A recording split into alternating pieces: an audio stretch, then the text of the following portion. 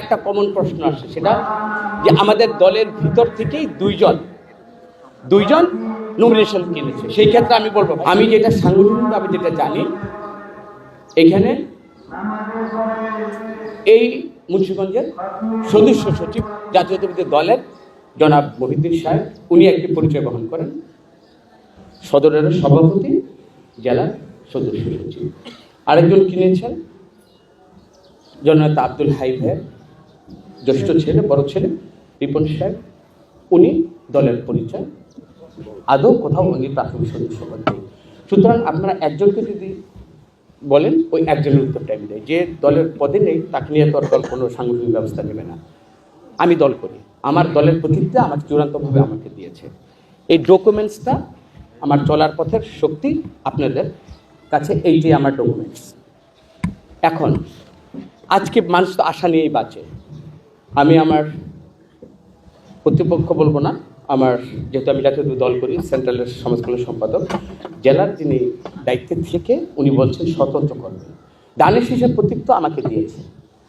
এখন এই ধানের শীষের প্রতীকের জন্য আমি লড়াই করব, তারেক রহমানের দলের ধানের শীষের প্রতীক নিয়ে মানুষের কাছে যাব। সেইখানে যদি আমার কোথাও শঙ্কা, ইতিমধ্যে আমি সেটা 16 ডিসেম্বর প্রেস আমাদের জাতীয় স্মৃতিসৌধে যাওয়ার ব্যাপারে যেটা বলেছেন, আমরা তো জানি সব কিছু।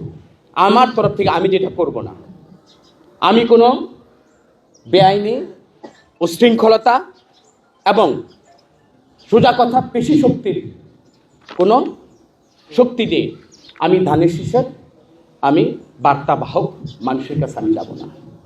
সেই ক্ষেত্রে বলতে পারেন কেউ যদি আপনাকে পেশি শক্তি ঠেলে দেয়, সেইখানে ডক্টর ইউনূসকে আমি রেফারেন্স টানব, নির্বাচন কমিশনকে আমি রেফারেন্স টানব, এবং দলের কেন্দ্রের সাংগঠনিক নিয়ম যেটা সবাই ইতিমধ্যে বলেছে, দলের বাইরে গিয়ে কোনো স্বতন্ত্র প্রার্থীর পরিচয়ে জাতীয়তাবাদী দলের কোনো পরিচয় বহন করে সে নির্বাচন অংশগ্রহণ করতে পারবে না।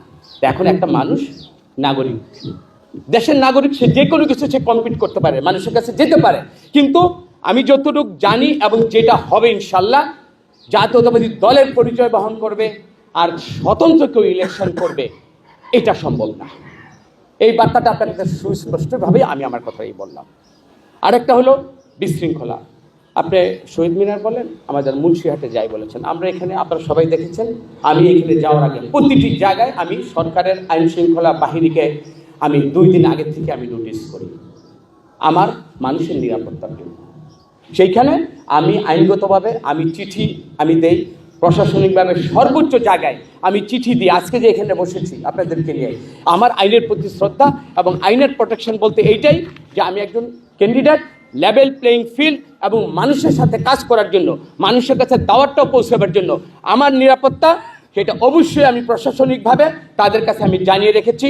আমি সেটা লিখিত আকারেই আমি সমস্ত আমার যা দায়িত্ব, আমি সব কিছুই বললাম না, তবে এটুকু বললাম, আমি সবাইকে ওয়াকিবহাল করে আমি আমার দায়িত্বগুলো ইনশাল্লাহ পালন করব।